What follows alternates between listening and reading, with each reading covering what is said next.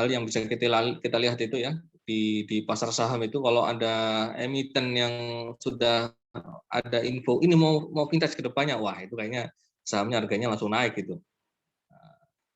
Kalau kita lihat pasar di Indonesia sendiri, kita mengetahui ya pengguna internet itu sangat besar dan saya yakin adanya vintage ini ke depan akan semakin besar. Kalau kita lihat banyak sekali manfaat dengan vintage itu ya, walaupun juga di sana mungkin masih ada hal yang perlu diperbaiki berkenaan dengan keamanan. Tapi dengan vintage saya rasa semakin cepat orang itu bertransaksi, semakin jeli produsen itu akan melihat saya mau menjual apa. Nah, dengan orang menggunakan vintage itu kan nanti juga bisa terukur dengan artificial intelligence itu ya.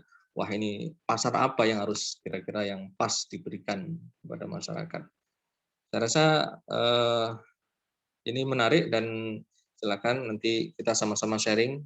Terima kasih Pak Lutfi dan Pak Fitrian sudah hadir di acara kita. Semoga nanti apa yang yang pemateri sampaikan dan kita bahas nanti bisa membawa keberkahan untuk umat.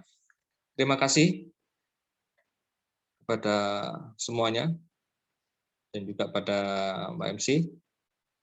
Selamat berdiskusi.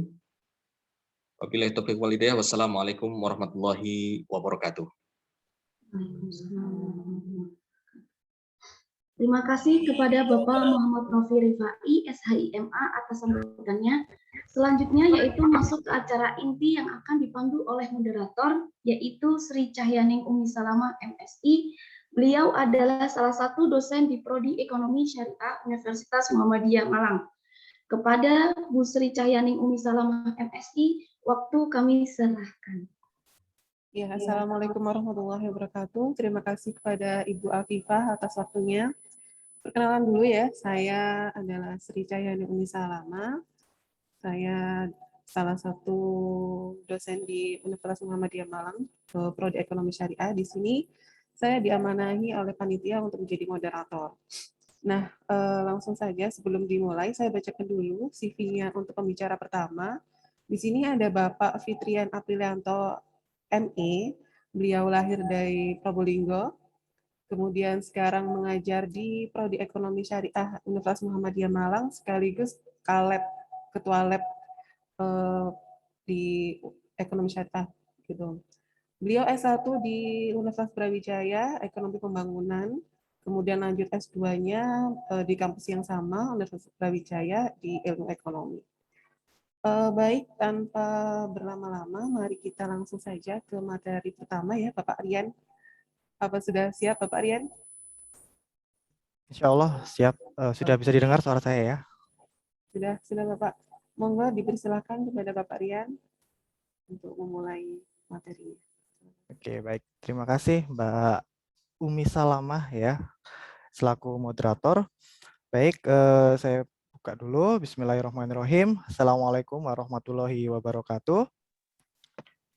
Waalaikumsalam warahmatullahi wabarakatuh. Saya hormati Kaprodi Ekonomi Syariah, Pak Dr. Ahmad Hakim.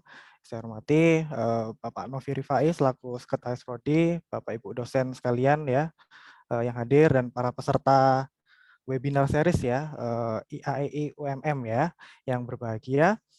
Puji syukur ya kita aturkan atas nikmat Allah ya pada pagi hari ini kita semua di pagi yang cerah di hari Jumat ya kita masih diberikan kesempatan untuk saling sharing ilmu begitu ya. Walaupun masih dalam kondisi yang sebenarnya belum cukup ideal ya karena kita masih berhadapan dengan kondisi pandemi tapi tidak menghalangi kita untuk saling berbagi ilmu seperti itu ya. Nah, karena dengan adanya kemajuan teknologi seperti saat ini kita masih bisa berkontribusi ya, masih bisa berkomunikasi via daring gitu ya. Nah, ini pas sekali ya dengan topik kita pada pagi hari ini ya, kita akan membahas terkait dengan masalah teknologi ya, tapi di dalam bidang finansial atau keuangan gitu ya. Nah, sebelumnya saya akan share screen terlebih dahulu materinya. Oke, apakah sudah bisa nampak layar PPT-nya? di hadapan para peserta semua? Sudah, Iya. Bapak. Sudah ya? Sebentar. Oke, saya full screen terlebih dahulu. Oke, untuk kesempatan pertama saya diberikan kesempatan untuk membahas topik terkait dengan fintech syariah untuk perekonomian Indonesia. Jadi kalau kita berbicara terkait dengan teknologi ya, khususnya di bidang keuangan itu sebenarnya kan dalam keseharian kita itu sebenarnya kita sudah merasakan ya dampak dari adanya teknologi itu gitu ya. Tanpa kita spesifik menyebutkan startup tertentu yang menjadi pionir untuk fintech, saya pikir kita sudah merasakan dampaknya ya. Seperti ya paling mudah misalkan kita punya mobile banking ya, kemudian kartu ATM, kartu kredit ya. Sekarang bahkan bank pun untuk membuka rekening sekarang sudah cukup menggunakan layanan online ya, tidak perlu kita repot-repot jauh-jauh ke bank ya untuk mengisi form, mengantri dan lain sebagainya seperti itu ya. Kemudian juga perkembangan yang paling terasa kita kita alami itu adalah perkembangan dari teknologi pembayaran ya, bahwa kita semua mungkin sudah sering disajikan dengan beberapa model pembayaran yang berbentuk virtual atau digital ya. Eh, Seperti ya kalau saya boleh sebut merek seperti dompet digital seperti OVO, GoPay, itu kan sebenarnya juga bagian dari teknologi finansial yang sekarang mulai diminati dan mulai banyak digunakan oleh masyarakat di Indonesia seperti itu. Nah, kemudian sebenarnya kalau kita berbicara fintech secara khusus ya, sebenarnya kalau boleh saya sederhanakan, sebenarnya kan fintech ini kan merupakan apa ya, perkawinan gitu ya, atau gabungan antara sebuah teknologi dan keuangan ya, yang akhirnya membuat sebuah sistem ya. Nah, gabungan dari teknologi dan keuangan itu biasa kita sebut sebagai inovasi ya, inovasi dalam bidang keuangan ya, akhirnya memunculkan beberapa startup ya yang akhirnya bermain di pasar fintech itu sendiri ya. Nah, dan dalam hal ini Bank Indonesia juga menjelaskan ya dalam peraturan Bank Indonesia secara spesifik fintech merupakan penggunaan teknologi dalam sistem keuangan yang menghasilkan produk, layanan, teknologi, dan atau model bisnis baru serta dapat berdampak pada stabilitas moneter, stabilitas sistem keuangan, atau efisiensi, kelancaran, keamanan, dan keandalan sistem pembayaran. Jadi secara spesifik Bank Indonesia sebenarnya juga sudah mulai concern ya membuat sebuah peraturan ya terkait dengan inklusi keuangan ya melalui fintech ini. Nah, kemudian saya pikir fintech kedepannya juga akan menjadi sebuah role model ya, karena kita lihat popularitas fintech itu sendiri sekarang memang kalau bahasa anak milenial sekarang lagi hype gitu ya, sedang naik daun ya, apalagi kalau berdasarkan data statistik kalau nggak salah Indonesia ini merupakan negara ketiga ya pengguna internet terbesar di dunia setelah Cina dan India gitu ya, dengan penduduk yang cukup banyak sekitar 256 juta ya, saya pikir itu akan menjadikan sebuah peluang untuk fintech semakin berkembang. Nah, kalau kita berbicara terkait teknologi ya yang ada sekarang, fintech itu sebenarnya kalau orang Jawa bilang itu apa ya, nggak ujuk-ujuk muncul gitu ya, tiba-tiba ada gitu, enggak. Sebenarnya kalau kita rujuk ya, kita flashback ke belakang, sebenarnya perkembangan teknologi dalam bidang keuangan itu kan dimulai ketika tahun 19 medio antara 1960 hingga 1970-an ya, ketika munculnya komputer dan internet ya. Akhirnya kemudian pada tahun 1980 perbankan mulai memanfaatkan ya sistem pencatatan data yang dapat diakses melalui komputer. Nah, dari awal inilah ya akhirnya muncul istilah fintech gitu ya. Kemudian semakin berkembang ya, saya lihat semakin ke sini sebenarnya perbankan juga semakin merespon itu ya dengan adanya teknologi. Banyak hal yang sudah dimutakhirkan ya dengan adanya teknologi-teknologi tersebut ya. Kita mungkin bisa merasakan salah satunya adalah dengan adanya yang paling sering mungkin ini ya, kalau kita jumpai di bank-bank itu adalah salah satunya mesin store tunai gitu ya. Dulu mungkin kalau kita berbicara 10 tahun ke belakang, orang kalau mau setor uang itu pasti harus melalui teller gitu ya. Tapi sekarang nggak perlu karena sudah ada perkembangan teknologi gitu ya. Cukup orang datang ke mesin ATM itu sudah cukup ya. Itu adalah salah satu bentuk perkembangan teknologi ya. Nah, kemudian tahun 1990 ya, semakin pertumbuhan internet yang semakin baik dengan munculnya beberapa saham online ya, terus kemudian memudahkan para calon investor untuk menanamkan modal mereka ya. Kemudian di tahun 98 ya, perbankan mulai mengenalkan online banking untuk para nasabahnya ya. Nah, ini juga semakin mempermudah masyarakat untuk mengakses layanan keuangan secara digital. Nah, kemudian sebenarnya fintech sendiri eh, itu mulai ada sekitar tahun 2005 ya kalau nggak salah di Inggris ya, yakni Zupa ya. Itu adalah tercatat sebagai salah fintech pertama kali yang muncul di dunia gitu ya. Kemudian tahun 2006 sebenarnya perkembangan fintech ini sudah mulai masuk ya ke Indonesia sebenarnya tahun 2006. Tapi baru kita rasakan kehadirannya sebenarnya fintech ini ya sekitar awal tahun 2015 ya dengan munculnya Asosiasi Fintech Indonesia ya pada September 2015 ya. Akhirnya membuat perkembangan fintech di Indonesia terus tumbuh hingga kurang lebih 80% dan pada tahun 2021 ini tercatat ada 147 perusahaan ya yang sudah terdaftar di OJK baik itu yang konvensional maupun yang syariah. Dan beberapa model fintech yang beredar di Indonesia itu sebenarnya ada berbagai macam ya. Nanti ini terkait dengan produknya ya. Ada manajemen risiko investasi, kemudian ada market aggregator ya, ada payment system ya, kemudian ada crowdfunding dan peer-to-peer lending. Ini yang sering ya yang kita jumpai bentuk-bentuk fintech yang ada di Indonesia ya. Nah, kemudian dengan hadirnya fintech di Indonesia ini juga ternyata direspon juga oleh pasar keuangan syariah ya. Nah, inilah yang patut kita syukuri ya bahwa sektor keuangan syariah selalu bisa menyesuaikan dengan perkembangan zaman ya atau perkembangan teknologi. Dulu waktu awal munculnya perbankan ya itu sebagai tonggak bersejarah sebenarnya di sektor keuangan syariah ya, dimulai dari perbankan kemudian muncul berbagai layanan keuangan yang berbasis syariah ya seperti asuransi, reksadana syariah, pasar saham syariah, akhirnya memunculkan banyak sekali pemain baru ya atau industri baru dalam keuangan syariah dan yang paling terbaru ini adalah fintech syariah itu sendiri.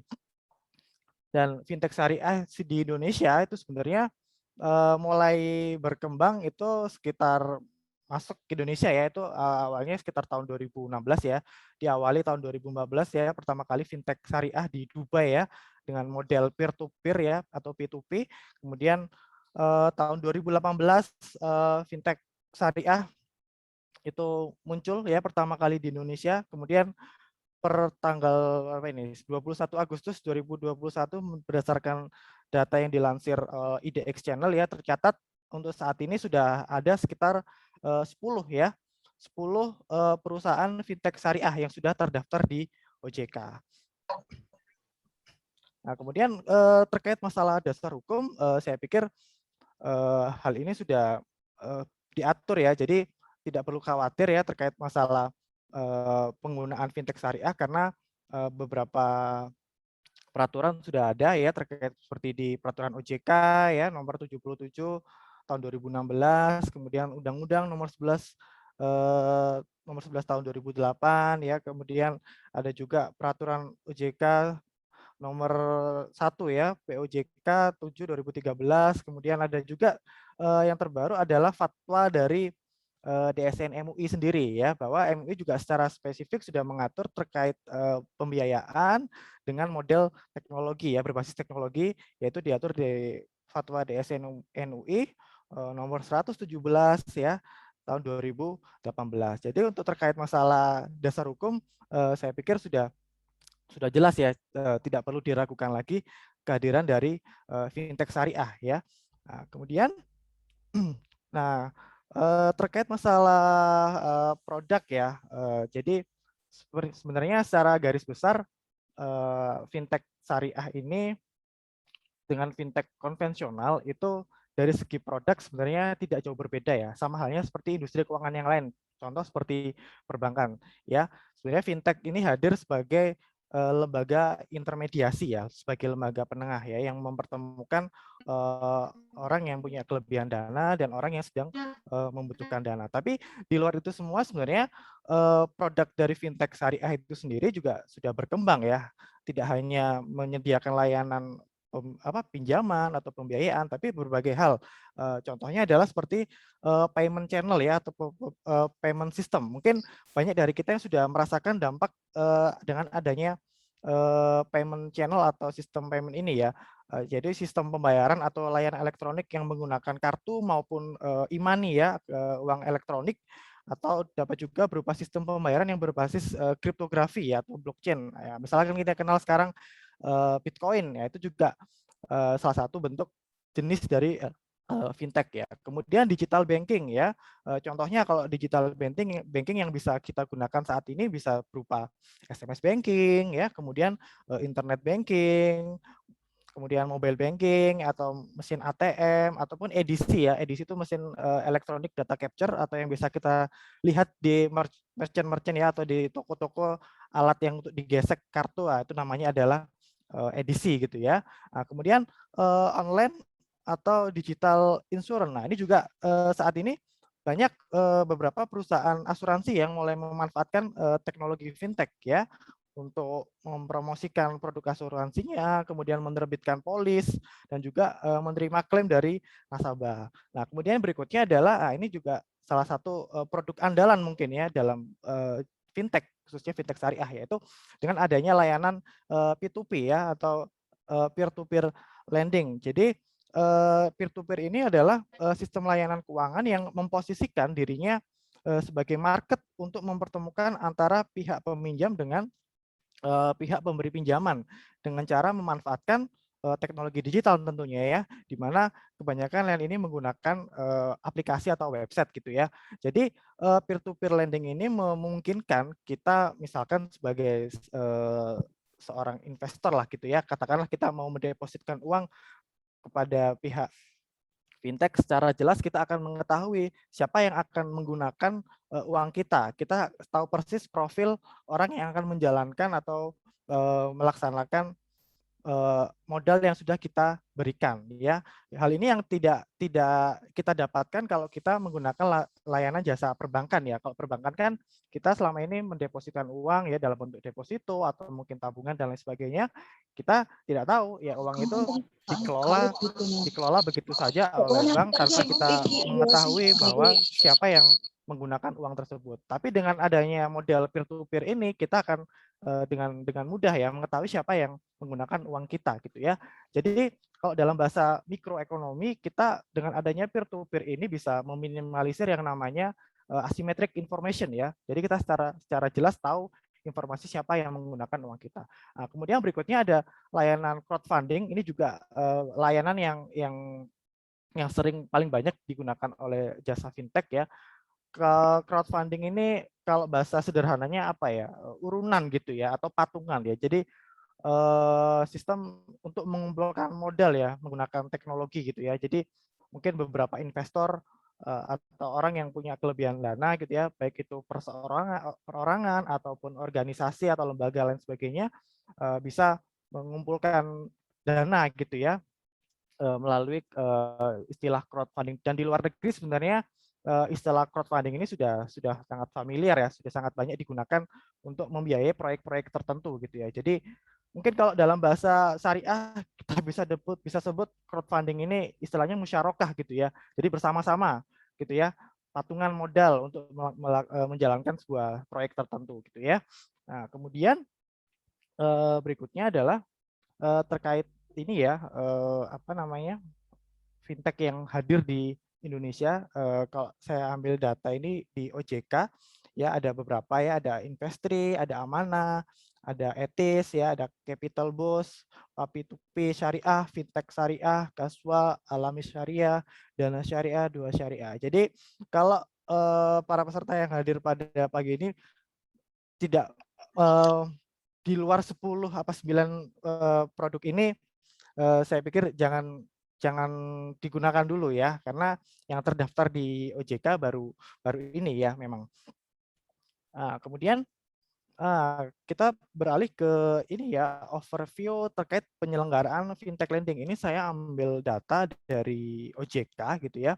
Kalau kita lihat untuk penyelenggara fintech lending ya, itu memang agak terjadi ini ya, ketimpangan sebenarnya emang antara penyelenggara yang konvensional dengan penyelenggara syariah. Kita lihat secara data di OJK, penyelenggara konvensional itu sudah mencapai 112 perusahaan ya.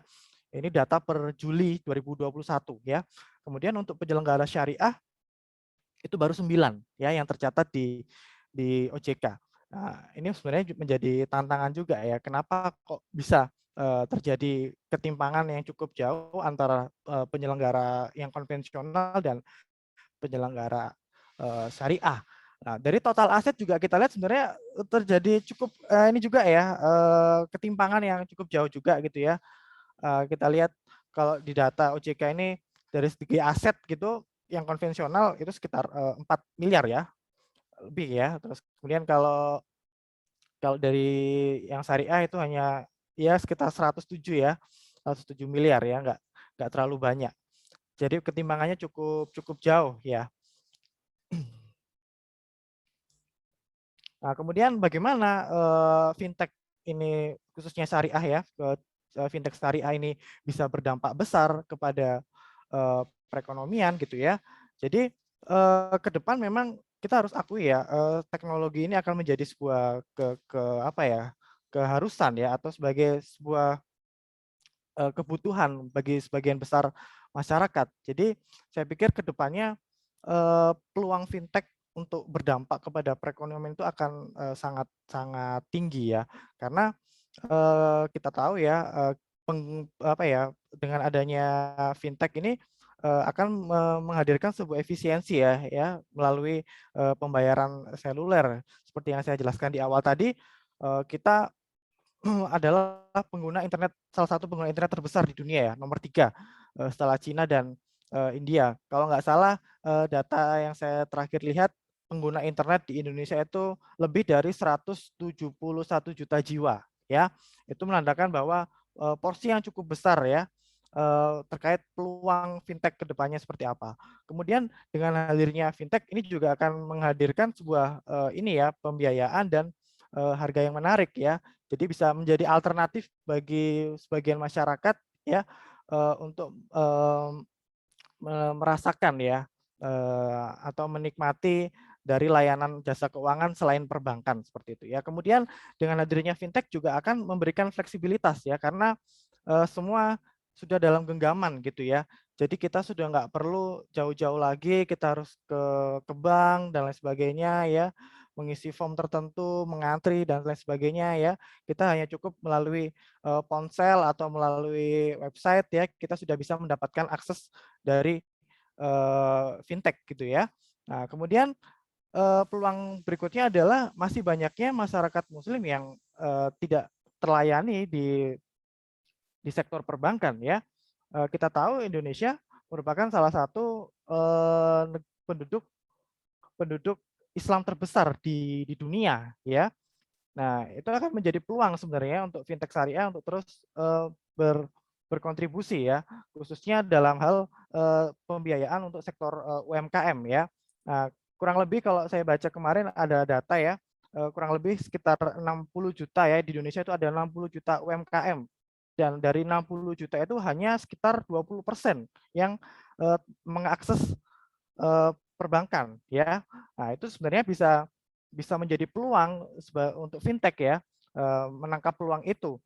Karena saya yakin tidak semua orang apa ya, bisa cocok dengan sistem perbankan yang mungkin dianggap rumit dan terlalu banyak birokrasi seperti itu. Dan dalam hal ini fintech bisa masuk gitu ya. Nah, kemudian yang menjadi peluang berikutnya adalah yang jelas ini ya, dengan adanya bonus demografi ya. Nah, berdasarkan data Kementerian Tenaga Kerja, tahun 2030 hingga tahun 2040 kita akan mengalami namanya bonus demografi. Artinya adalah usia usia produktif itu akan lebih dominan ya di Indonesia nanti di tahun 2030 dan 2040. Jadi sekitar perhitungan Kementerian Prakerja sekitar 205 juta penduduk di Indonesia pada tahun 2030 hingga 2040 akan mengalami bonus demografi, yaitu banyaknya angka penduduk yang usia produktif ya. Ini akan menjadi peluang ya. Dari 205 juta itu 40%-nya diperkirakan adalah diisi oleh generasi milenial. Ya, ini akan menjadi peluang tentunya untuk fintech ya. Karena kita tahu juga generasi milenial ini adalah generasi yang cukup melek teknologi gitu ya, sudah terbiasa dengan teknologi. Nah, jadi saya pikir ke depan fintech akan memiliki peran yang cukup besar dalam perekonomian ya, khususnya dalam menghadirkan sebuah pembiayaan untuk sektor UMKM gitu ya.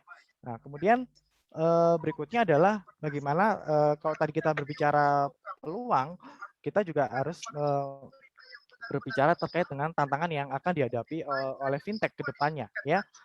Yang pertama mungkin pastinya dengan hadirnya fintech itu akan menimbulkan kompetensi ya, kompetisi dengan industri keuangan lain, khususnya perbankan ya pastinya. Apalagi kita tahu perbankan adalah industri yang sudah cukup ajak ya, sudah cukup lama ya bermain di sektor keuangan, sudah mempunyai sistem yang cukup kuat gitu ya.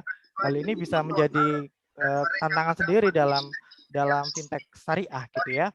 Nah, tapi saya pikir ke depan mungkin fintech itu atau fintech syariah bisa berkolaborasi ya dengan sektor perbankan ya. Misalkan dari segi teknologi, misalkan fintech bisa menghadirkan itu ya. Kemudian dengan pola crowdfunding misalkan bank bisa hadir sebagai salah satu investor untuk fintech gitu ya. Nah, ini mungkin salah satu bentuk-bentuk kolaborasi yang bisa dilakukan fintech dengan industri keuangan khususnya perbankan. Kemudian terkait masalah legalitas ya. Jadi tidak hanya munculnya dengan industri ya, regulasi terkait layanan fintech syariah juga merupakan tantangan tersendiri gitu ya. Nah, bagi pengembangan industri, kurangnya instrumen kebijakan yang melindungi proses layanan fintech dari hulu dan hilir ini akan menjadi sebuah tantangan sendiri ya. Nah, jadi kalau saya lihat memang secara spesifik aturan yang dibuat OJK itu hanya mengatur terkait sistem peer-to-peer lending ya. Tapi kalau kita lihat sebenarnya kan layanan fintech ini sudah berinovasi lebih banyak ya. Jadi tidak hanya menggunakan layanan peer-to-peer, tapi sudah banyak layanan-layanan lain ya yang bisa digunakan. Kemudian munculnya ini ya kesenjangan digital yang ada di Indonesia ya. Jadi industri fintech syariah ini masih terus diguncang dengan tantangan berupa kondisi masyarakat kelas bawah yang belum memiliki cukup akses ya dalam bertransaksi secara digital ya. Salah satu penyebab paling dominan adalah realita kesenjangan digital yang masih tinggi di Indonesia. Ya, pada tahun 2016 Indeks Pembangunan Teknologi Informasi dan Komunikasi atau IPTIK di Indonesia itu masih menduduki posisi 114 dari 176 negara ya. Masih tingginya angka tersebut bisa terjadi karena akses yang kurang ya, kesulitan akses, minimnya skill, kemudian bisa juga dari minimnya anggaran pemerintah terkait dengan pembangunan digital. Ini mungkin menjadi salah satu tantangan dalam fintech syariah ke depannya. Dan mungkin juga salah satu tantangannya adalah terkait masalah cybercrime ya. Ini juga sedang banyak terjadi di masyarakat Indonesia ya, pencurian data gitu ya, itu banyak sekarang terjadi. Mungkin di sektor keamanan ya, itu akan menjadi tantangan juga dalam pengembangan fintech syariah. Ya, secara umum ya, memang perbedaan yang cukup mendasar antara perbedaan fintech konvensional dan syariah itu dari segi prinsip ya. Dari prinsip kalau fintech konvensional ya, itu kita menggunakan sistem bunga ya, sedangkan kalau fintech syariah itu kita mengacu pada syariat Islam gitu ya, dan secara spesifik sudah diatur di peraturan ini ya, DSN MUI nomor 117 nomor 2 tahun 2018. Nah, kemudian bagaimana kelanjutan gitu ya fintech syariah ke depannya gitu ya. Saya pikir tercatat ya dari data yang saya kumpulkan ada 121 perusahaan yang mendaftarkan diri ya ke OJK per Juli 2021 yang mana terdiri dari 112 fintech konvensional ya, dan 9 adalah syariah ya. Jadi kalau kita lihat baru sekitar 9 perusahaan saja yang memiliki izin ya di Indonesia, sedangkan sisanya masih mengajukan surat konfirmasi kepada OJK ya. Jadi terkait dengan persyaratan atau mungkin ya, karena memang persyaratan untuk menuju fintech syariah itu memang cukup banyak ya kalau saya baca, karena harus ada rekomendasi juga dari DSN MUI gitu ya. Nah, ke depan memang sebagai penutup ya, perubahan digital itu memang selalu terjadi dengan cepat ya, tapi kecepatan itu tidak selalu disertai dengan sebuah kesempurnaan sistem ya. Jadi siap tidak siap ya, masa depan keuangan itu adalah di dalam genggaman. Mungkin itu yang bisa saya sampaikan, saya kembalikan lagi ke moderator. Baik, terima kasih Bapak Aryan. Ini sangat itu ya, informasinya sangat banyak sekali. Kita langsung lanjut saja ke pemateri selanjutnya, yaitu Pak Lutfi. Pak Lutfi sudah hadir. Nah, saya bacakan dulu untuk CV beliau. Beliau saat ini, nama lengkap beliau adalah Pak Lutfi Adiansyah Mufti. Beliau saat ini adalah CEO dan founder PT Amanah Fintech Syariah, kemudian Ketua Eksekutif Pendanaan Syariah AFPI, Komunitas Digitalisasi Keuangan dan Bisnis Fintech, bidang pengembangan ekonomi digital DPP IAEI. Kemudian beliau juga mempunyai beberapa sertifikasi profesi di PNSFE, yaitu diantaranya Asesor Kompetensi Profesi, Direktur BPRS, Manajer Koperasi, dan Dewan Pengawas Syariah. Kepada Pak Lutfi, Bapak Lutfi sudah hadir? Iya.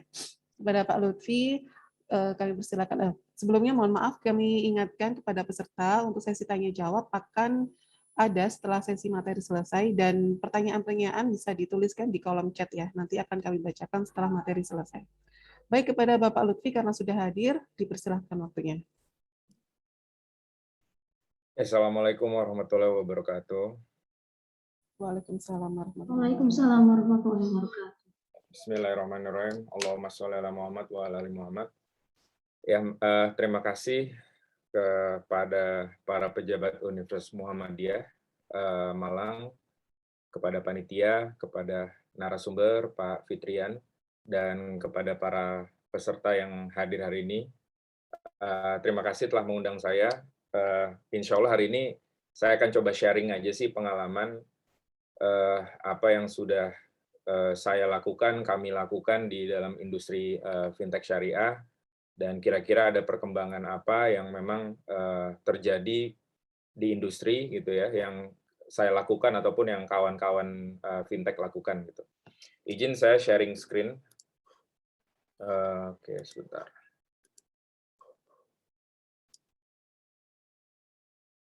Apakah screen-nya sudah kelihatan dan suara saya jelas? Ya, jelas Bapak. Jelas ya. Oke. Ya, terima kasih. Jadi dari panitia saya diinfokan topiknya adalah dinamika fintech syariah Indonesia. Apa sih yang akan saya bahas ya di sini ya? Jadi kurang lebih ada tiga area yang mungkin bisa saya sharing hari ini. Sisanya nanti mungkin kalau ada tanya jawab ya. Jadi fintech ini akan kemana sih bentuknya gitu ya? Kan tadi sudah Pak Fitrian kurang lebih sudah banyak menjelaskan gitu ya. Tapi yang terdekat di Indonesia dengan segala perkembangannya yang real terjadi itu kira-kira bentuknya seperti apa? Apalagi fintech lagi bertumbuh, tiba-tiba udah ada digital banking gitu ya. Kira-kira bentuknya akan seperti apa? Apakah akan kolaborasi atau bersaing? Terus apa yang sedang terjadi nih di teman-teman player fintech syariah, dan kira-kira apa yang bisa kita lakukan gitu ya untuk peningkatan ekonomi keumatan gitu. Mungkin tadi kurang lebih sudah dijelaskan kan sejarah fintech baik yang secara global sampai masuk ke Indonesia itu seperti apa gitu. Cuma saya mau kasih sedikit tambahan informasi. Pada prinsipnya kenapa sih fintech itu hadir gitu ya, baik di global ataupun di Indonesia, dorongannya apa. Jadi ketika kita memanfaatkan teknologi dalam sebuah bisnis gitu ya, maka usaha kita pasti akan growth-nya eksponensial atau istilahnya meroket gitu ya. Nah, teman-teman pebisnis yang tidak menggunakan teknologi, dia growth-nya akan flat aja atau standar atau normal gitu. Nah, kalau kita lihat dengan kehadiran teknologi ini, sebenarnya fintech ini kan hadir karena perkembangan teknologi ya. Awalnya bukan di jasa keuangan, tapi lama-lama ke arah jasa keuangan gitu. Nah, kalau kita lihat, fintech ini sangat didukung infrastruktur yang ada saat ini. Jadi kalau mungkin bisnis zaman dulu, untuk mencapai 50 juta pelanggan tuh butuh waktu yang cukup lama, sampai 68 tahun kalau di maskapai penerbangan, untuk mencapai 50 juta pelanggan. Tapi kita bisa lihat, dengan perkembangan teknologi, kita bisa akuisisi pelanggan itu, sampai 50 juta pelanggan itu, dalam hitungan tahunan, bahkan harian, kalau udah kayak aplikasi game gitu ya. Kayak Pokemon Go itu waktu launching, 19 hari udah 50 juta pelanggan. Ini bisa kebayang bagaimana pemanfaatan teknologi itu sangat penting dalam kehidupan sehari-hari kita. Jadi ini sesuatu yang kalau di ekonomi syariah nggak mungkin bisa dilewatin gitu ya. Kalau kita mau cari cara bagaimana ekonomi syariah ini bisa membumi, ya salah satunya itu adalah dengan bantuan teknologi. Nah ini ada sebuah matriks ya yang menunjukkan bahwa ketika kita menggunakan teknologi, maka kita akan mempunyai gap improvement atau gap pertumbuhan yang sangat jauh dengan usaha-usaha yang tidak mengadopsi teknologi. Jadi kalau kita tidak berinovasi sebagai seorang muslim gitu ya, pasti kita akan ketinggalan gerbong kereta. Jangan sampai kita kayak perusahaan misalnya Nokia gitu ya. Dia merasa yang market leader, teknologinya paling bagus gitu ya. Pas datang Android, dia nggak siap-siap gitu ya untuk untuk berinovasi, sehingga akhirnya aplikasinya Nokia nggak kepakai lagi, akhirnya handphone-nya ketinggalan zaman. Jadi teknologi ini sangat cepat sekali pertumbuhannya, jadi baik ekonomi syariah pun pasti harus menggunakan teknologi. Nah, disitulah kenapa pentingnya kita bahas hari ini hubungannya fintech dengan ekonomi syariah gitu ya. Karena teknologi itu kan sebenarnya tidak memiliki gender, teknologi itu tidak baik, tidak buruk, tergantung penggunaannya. Nah, arahnya kemana sih kalau kita bicara teknologi yang dimanfaatkan untuk kegiatan jasa keuangan atau sering disebutnya banking gitu ya. Banking ini kan sebenarnya aktivitas jasa keuangan. Nah, ini ada warna biru, ada warna kuning. Jadi, kenapa saya bedain warnanya? Yang warna biru rata-rata sudah dilakukan oleh teman-teman fintech syariah, terutama di perusahaan saya juga sudah dilakukan. Misalnya salah satu contohnya adalah lending without deposit gitu ya. Artinya ini pembiayaan tanpa ada tabungannya nasabah. Nah, kalau perbankan pada umumnya, itu kan kalau dia mau ngelempar pembiayaan kepada nasabah gitu ya, dia kan menggunakan sumber dananya dari tabungannya nasabah-nasabah penabung gitu ya, atau deposito. Nah, kalau fintech peer-to-peer lending itu udah nggak pakai depositonya si penabung, jadi dia direct lending atau istilahnya direct financing, langsung dari pemilik dana, dia milih-milih proyek, langsung mendanai si pemilik proyek. Bedanya apa?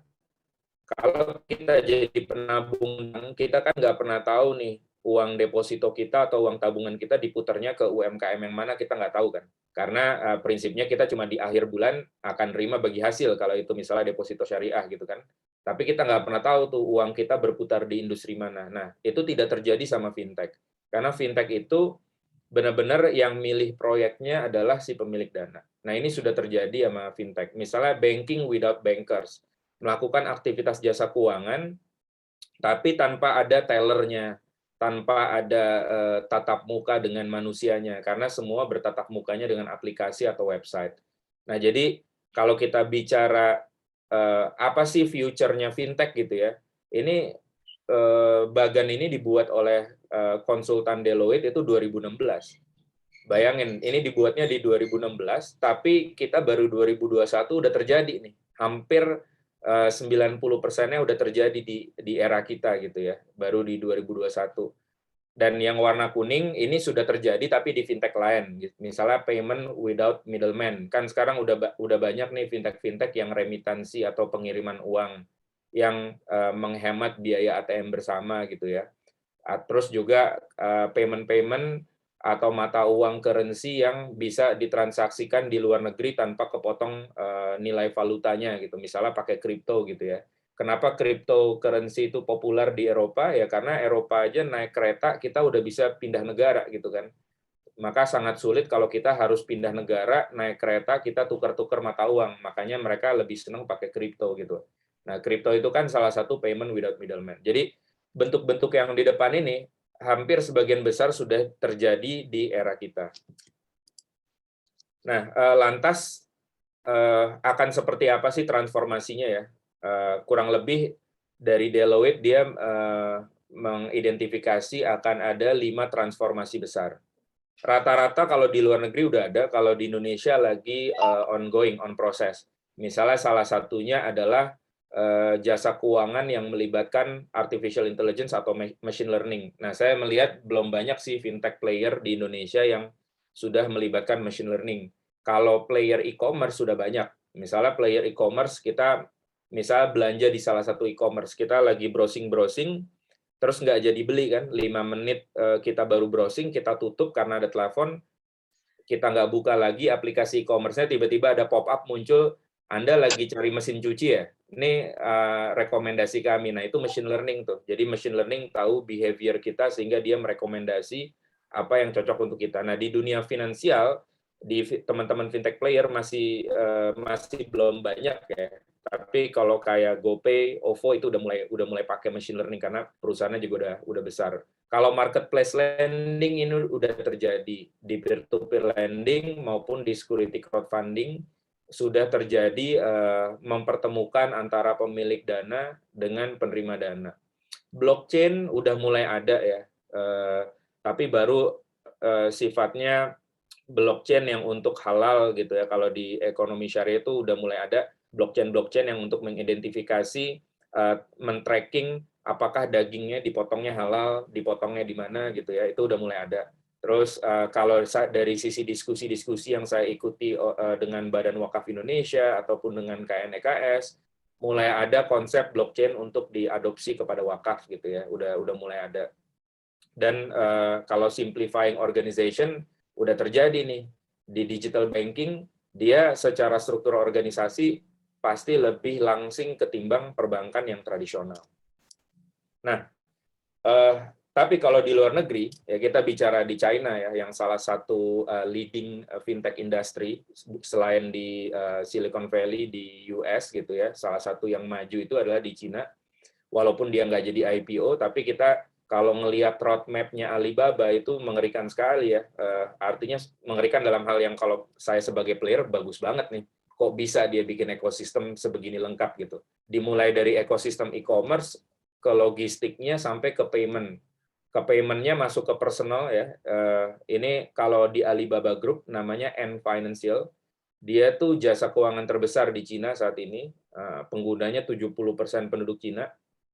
Mulai dari dia ngelola e-money-nya sampai ngelola ke asuransi digitalnya. Jadi orang bisa beli asuransi secara retail hanya dengan apps.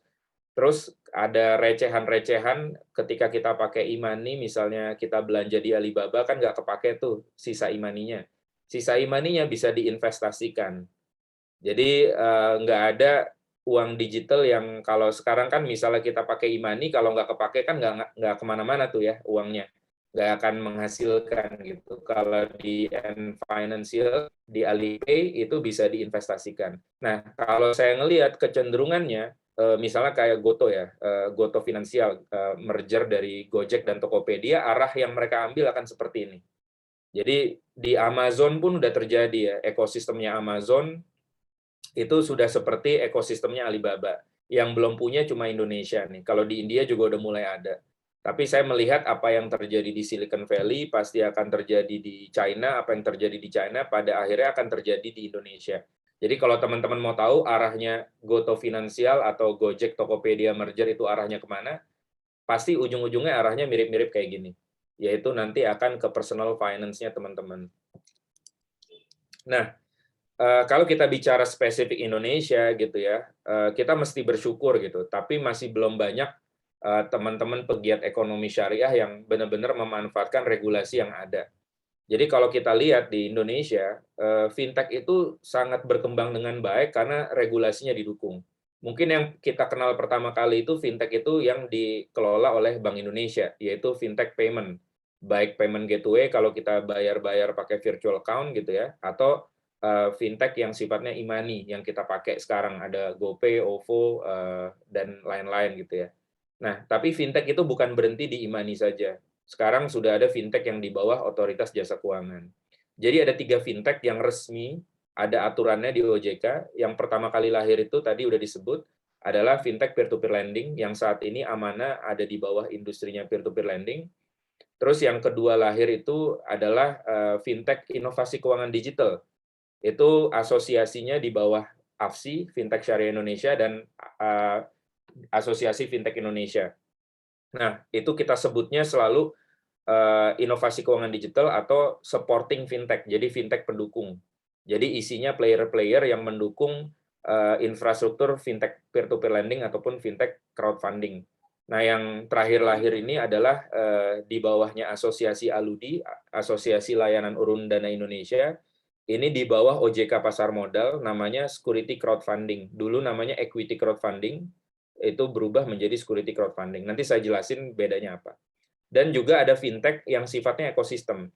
Kadang-kadang terjadi di lapangan kita menyebut e-commerce itu juga bagian dari fintech. Itu benar, karena e-commerce juga bagian dari ekosistemnya fintech, tapi dia bukan fintech.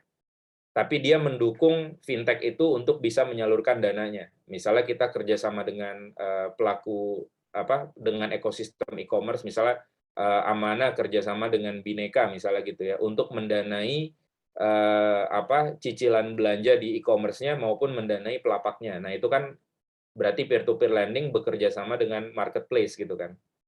Nah, kalau kita fokus kepada yang saya jalanin, dan kebetulan saya di Asosiasi AFPI, Asosiasi Fintech Pendanaan Bersama Indonesia ini, sebagai Ketua Eksekutif Syariah. Jadi ada 3 kompartemen. Ada peer-to-peer lending yang fokus kepada produktif, ada peer-to-peer lending yang fokus kepada multiguna dan konsumtif, ada peer-to-peer lending yang fokus kepada sektor syariah. Nah, kalau sektor syariah tuh boleh melakukan produktif, boleh melakukan konsumtif. Kira-kira seperti itu. Jadi ini kita bicara datanya peer-to-peer lending dulu ya. Jadi ini data dari 2016 sampai sekarang, itu menunjukkan bahwa fintech ini berkembang sangat pesat ya. Buktinya adalah saat ini udah ada 26 juta akun penerima pendanaan dari fintech peer-to-peer lending. Dan yang memberikan dana itu ada 660.000 akun. Dan kalau kita lihat dari demografiknya, itu rata-rata umurnya 19 sampai 34 tahun. Jadi penggunanya adalah millennials, teman-teman semua gitu. Artinya penetrasi fintech peer-to-peer lending cukup diterima oleh masyarakat gitu ya. Nah, ini tadi juga sudah dibahas oleh narasumber sebelumnya. Tapi saya mau mengupdate data saja. Jadi fintech syariah saat ini bukan 10 jumlahnya yang di peer-to-peer lending, tapi adalah jumlahnya 8 gitu ya. Karena yang satu itu adalah unit usaha syariah, dan menurut POJK yang baru yang akan diresmikan ini, nanti ke depan sudah tidak boleh ada unit usaha syariah gitu. Jadi harus full fledged syariah. Nah, saat ini ada 8 peer-to-peer lending ya, yang berizin sudah ada 5, sisanya lagi dalam proses gitu ya. Dan kalau kita bicara fintech syariah yang di asosiasi lain, yang di pasar modal, di Aludi itu ada 5 securities crowdfunding. Ini dari 5 ini yang baru dapat izin 1, sisanya sedang proses. Nanti kita boleh tanya jawab bedanya apa sih antara peer-to-peer lending sama securities crowdfunding. Kebetulan saya juga komisaris di PT Saham, sebuah fintech securities crowdfunding syariah. Jadi kalau kita lihat kenapa bisa bertumbuh dengan pesat juga gitu ya crowdfunding di Indonesia. Ini saya meng-quote salah satu konsultan ya, Yuswo Hadi, ini yang salah satu konsultan marketing, suka mengeluarkan publishing marketing yang cukup bagus gitu ya. Katanya dia crowdfunding itu Indonesia banget. Kenapa? Karena budayanya kita adalah gotong royong. Jadi sangat erat dengan budaya kita tolong menolong. Maka ketika ada platform-platform crowdfunding, ya contohnya kayak Kita Bisa, banyak sekali kan penggunanya ya, karena sifatnya kita memang budayanya suka tolong menolong. Nah, ini adalah salah satu potensi juga kenapa fintech itu perlu kita pelajarin, perlu kita adopsi. Bahkan kalau ada yang ingin masuk ke industri fintech, ya saya sarankan untuk menjadi player fintech, karena banyak sekali potensi syariah gitu ya di Indonesia. Salah satu yang terakhir keluar ini kan kalau nggak salah ada perpres tentang dana abadi pesantren. Bayangin kalau ini terjadi, terus ekonomi keumatan belum mengadopsi fintech gitu. Bagaimana tuh reportingnya, transparansinya, bagaimana akurasinya, atau bagaimana menjaring umat-umat ini untuk bisa turut berpotensi memberikan potensi ekonominya kepada perkembangan-perkembangan keumatan yang ada di lapangan gitu. Nah, ini salah satu gambaran aja. Nah, sekarang kalau tadi kan apa yang akan terjadi gitu ya. Kalau sekarang apa yang sedang terjadi. Jadi kalau yang sedang terjadi, sebenarnya memahami fintech itu sangat mudah ya. Baik fintech peer-to-peer lending ataupun fintech security crowdfunding. Yang penting teman-teman jangan memahami bahwa fintech itu pinjol. Jadi fintech itu bukan pinjaman online ya. Pinjaman online itu yang ilegal. Jadi kalau kita bicara fintech, sebenarnya dia adalah intermediary atau penengah atau sebuah platform yang mempertemukan antara lender atau investor dengan borrower atau penerbit. Misalnya itu security crowdfunding, berarti UMKM yang mau menerbitkan saham gitu ya. Jadi kita tuh cuma sebuah teknologi yang mempertemukan kedua belah pihak gitu. Kalau pinjol kan agak beda ya. Pinjol adalah pinjaman cepat gitu kan. Sebenarnya tidak sesederhana itu. Bahwa potensinya fintech bisa lebih bermanfaat, yaitu mempertemukan pemilik dana dengan penerima manfaat. Nah, bagaimana mempertemukannya? Banyak modelnya sebenarnya. Jadi in general, ya tadi kan juga sudah disebut bahwa fintech itu sudah ada fatwa nomor 117. Tapi in general, ketika bisnis model fintech sedang mempertemukan antara pemilik dana dengan penerima dana, ini mekanismenya seperti ini. Jadi ada pengajuan dari yang penerima dana, ngajukan ke platform, platform akan mentayangkan, mempublikasi pengajuannya dalam bentuk katalog digital, dan si pemberi dana dia akan milih dia mau ikutan berapa ngedanainnya, kan gitu, sesederhana itu. Kalau transaksi uangnya sudah terjadi, maka kalau peer-to-peer lending, ya berarti pakai akad syariah. Ketika peer-to-peer lending, misalnya itu investment gitu ya, berarti pokoknya kembali dengan bagi hasil gitu kan. Tapi kalau security crowdfunding, pokoknya nggak kembali, karena berubah menjadi saham. Jadi sahamnya dipegang, yang dibagi adalah bagi hasilnya dalam bentuk dividen. Jadi bedanya security crowdfunding sama peer-to-peer lending, cuma bedanya di bentuk akhirnya yang diterima oleh penerima dana. Gitu ya. Karena kalau pembiayaan itu kan pokok akan kembali gitu ya, kalau pembiayaannya lancar. Tapi kalau saham, walaupun sahamnya lancar, uangnya nggak akan cair lagi, karena dia berubah bentuk menjadi lembaran kepemilikan saham. Tapi yang akan dibagikan adalah dividen. Jadi bentuk uang yang dibagikan dividen. Kalau di peer-to-peer lending, bentuk uang yang dibagikan bisa bentuknya margin atau bagi hasil. Nah, kalau kita bedah lagi sesuai fatwa, ini akad-akadnya. Ini akad-akad yang lumayan populer, yang banyak dipakai oleh teman-teman peer-to-peer lending syariah, yaitu akad invoice financing atau PO financing. Jadi kita mendanai UMKM yang memiliki surat kerja atau perintah kerja dari bohir atau dari pemberi kerja. Misalnya ada UMKM, dia ikutan pengadaan barang kepada BUMN, kan dia dapat PO tuh. Nah, tapi untuk pengadaan barang itu dia butuh modal kerja. Nah, PO itulah yang dijadikan underlying untuk bisa mendapatkan modal kerja dari peer-to-peer syariah. Nanti bagi hasilnya dari margin yang memang tertera di PO tersebut, bagi-baginya berapa, tapi udah fix kan, karena kalau PO itu kan fix sifatnya. Nah, jadi ini yang sering dipakai oleh teman-teman peer-to-peer lending syariah. Yang kedua adalah yang sifatnya berkolaborasi dengan supporting fintech atau ekosistem tadi yang saya bilang. Jadi kita berkolaborasi dengan e-commerce atau e-money atau telco. Itu kita sebut online seller financing atau payment gateway financing.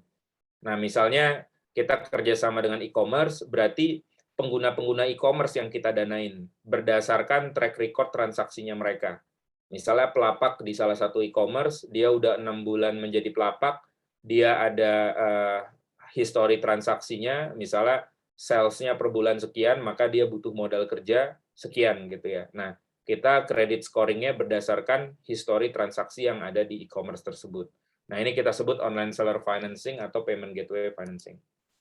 Yang terakhir, ini ada employee financing, jadi kita berkolaborasi dengan perusahaan gitu ya untuk memberikan pembiayaan kepada karyawan yang bekerja sama dengan HRD-nya perusahaan, jadi potong gaji. Kalau community financing ini bisa kerjasama dengan koperasi syariah lainnya atau pesantren yang sifatnya channeling atau linkage. Jadi modelnya kerjasama anggotanya si koperasi yang didanai oleh fintech. Nah, ini salah satu contoh-contoh yang terjadi di peer-to-peer lending sesuai dengan Fatwa nomor 117.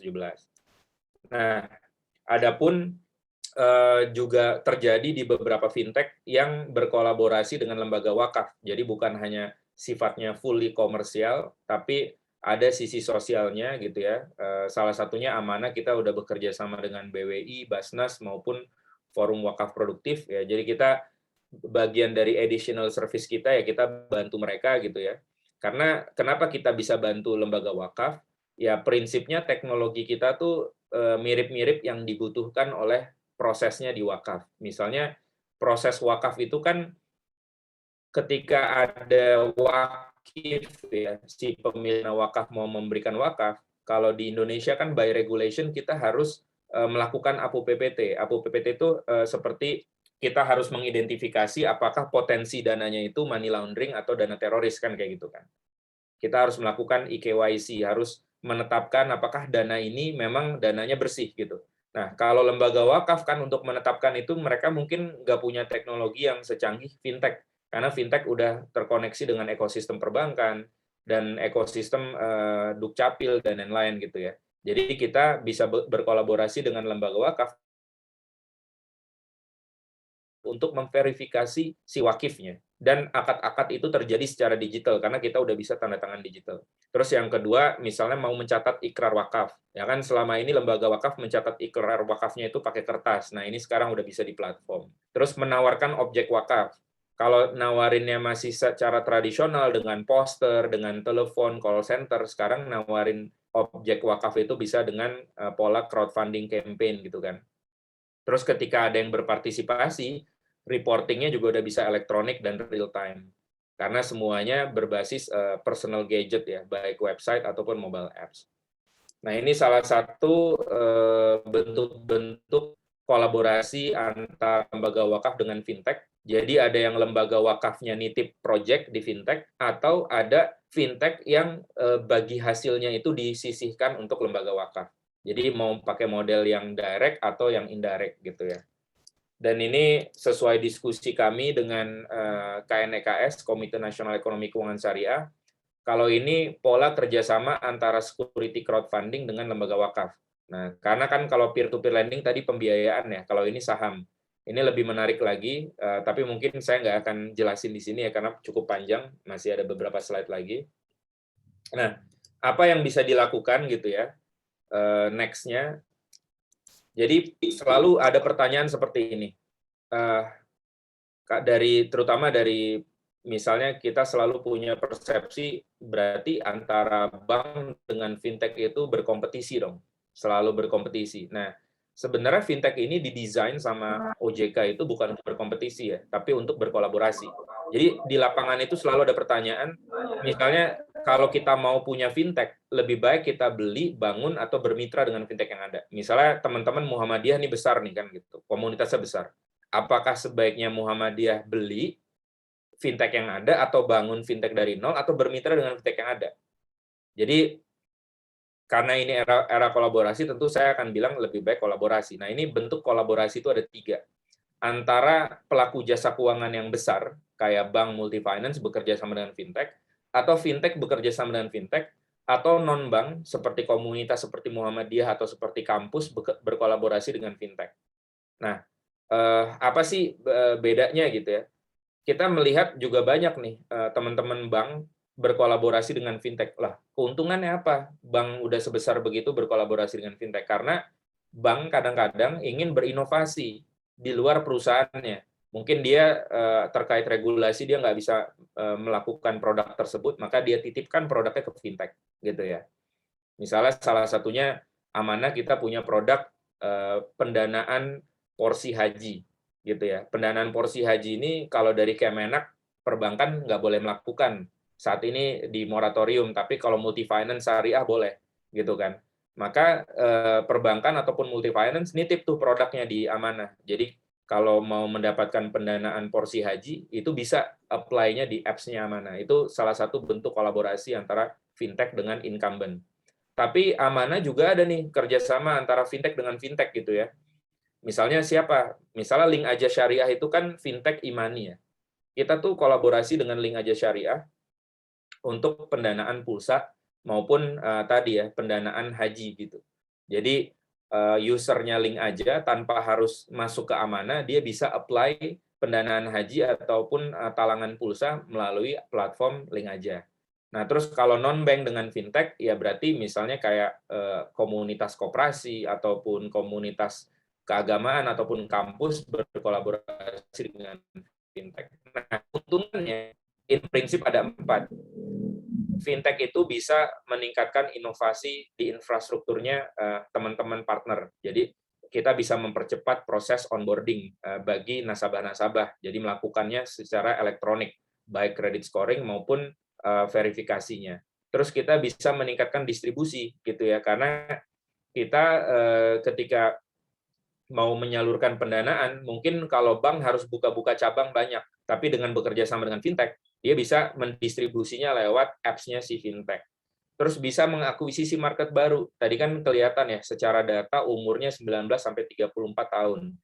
Itu kan usia-usia yang mungkin males ke bank gitu ya, ataupun yang kita sebut underserved atau unbanked gitu. Dan dengan fintech ini literasi pasarnya bisa lebih targeted karena menggunakan targeted ads atau menggunakan personal platform. Nah, ini salah satu bentuk kerjasama. Jadi kita kerjasama dengan UMA, ya salah satu komunitas, mungkin teman-teman tahu aplikasi Muslim Lifestyle, bisa ngelihat kiblat, bisa ngelihat macam-macam di sana, Quran dan lain-lain. Aplikasi kita nyambung ke UMA, jadi bisa mengajukan dana talangan haji. Ataupun kita bekerja sama dengan Link Aja yang tadi saya sebut, jadi bisa mengajukan talangan haji. Ini salah satu kolaborasi yang udah terjadi ya. Tapi di belakangnya Amanah, sumber dananya, kita bekerja sama lagi dengan perbankan maupun dengan multi finance. Jadi dananya bukan dananya Amanah sendiri gitu. Terus ini kita juga ada pay later syariah yang kita kerjasamakan dengan perusahaan. Jadi tadi yang talangan untuk karyawan. Jadi karyawan yang biasanya misalnya minta gaji di depan kepada perusahaan sehingga cash flow perusahaan keganggu, sekarang tetap dia bisa mengajukan gaji di depan, tapi perusahaan nggak perlu ngeluarin duitnya dia sendiri, yang ngeluarin adalah Amanah. Nanti dipotong gaji gitu. Nah itu kita sebut pay later syariah atau cash advance ya. Jadi dana gajinya ditarik di depan, tapi nanti yang motong adalah si perusahaan. Terus kita juga kerjasama dengan fintech lain, jadi Amanah kerjasama dengan Saham. Kita salah satunya, ini nanti teman-teman bisa ngetes, terutama kalau di sini ada mahasiswa-mahasiswa yang pengusaha atau UMKM, kita bikin yang namanya Business Health Check. Ini gratis, bisa dipakai. Jadi teman-teman bisa exercise bisnisnya sendiri, ada 10 aspek yang dinilai, bisa tahu kelemahannya di mana. Nah, ini bentuk awal teman-teman kalau mau tahu apakah bisnisnya layak untuk didanai fintech apa enggak gitu ya. Jadi silakan coba-coba nanti ini linknya bisnis.saham.id.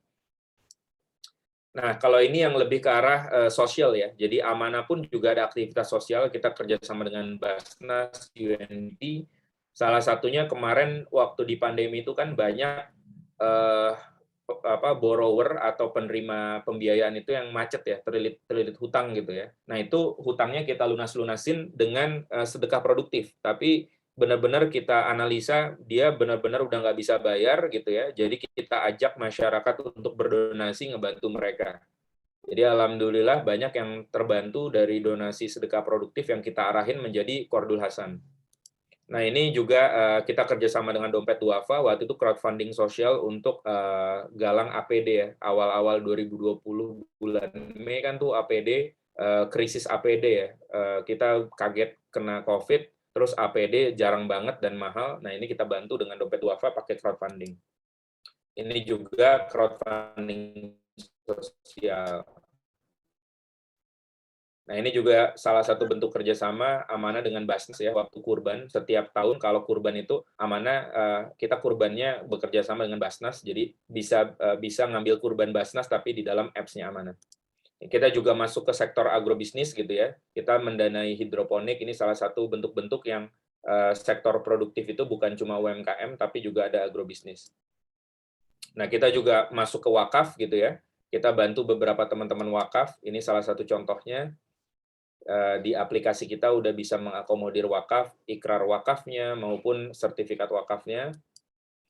Dan ini slide terakhir, tapi nggak usah saya bahas, tapi kurang lebih ini sebuah ekosistem yang saya desain dan saya diskusikan dengan Komite Nasional Ekonomi Keuangan Syariah bahwa antara fintech pun itu tidak berkompetisi. Jadi antara fintech yang di bawahnya pasar modal, yaitu security crowdfunding, maupun fintech peer-to-peer lending syariah itu saling melengkapi. Ya, jadi kita tidak bersaing tapi saling melengkapi. Kenapa saling melengkapi? Misalnya sahamnya minimarket ya, sahamnya minimarket itu didanai oleh security crowdfunding gitu. Misalnya dijual gitu kan, sahamnya sebuah minimarket dijual oleh security crowdfunding. Ketika dia dapat dana segar dari security crowdfunding, kan masih ada operasionalnya kan. Dia harus punya inventory di minimarketnya dan lain-lain. Nah, itu bisa kombinasi dengan inventory financing-nya dari peer-to-peer lending. Jadi walaupun dia sudah punya modal kerja dari pasar modal itu kan bukan untuk operasional, rata-rata modal kerja itu untuk ngebangun gudang, atau ngebikin cabang, atau new recruitment. Tapi kalau kita bicara cash flow financing, itu cocoknya di peer-to-peer lending. Jadi kita tidak bentrok dengan fintech yang ada di security crowdfunding, malah saling melengkapi. Nah ini salah satu contoh skemanya, nanti teman-teman bisa baca dari bahannya atau tanya jawab ya, supaya saya nggak perlu jelasin full di sini, karena takutnya saya kelamaan penyampaian materinya, dan ini materi terakhir. Mungkin itu aja dari saya. Terima kasih atas kesempatannya. Assalamualaikum warahmatullahi wabarakatuh.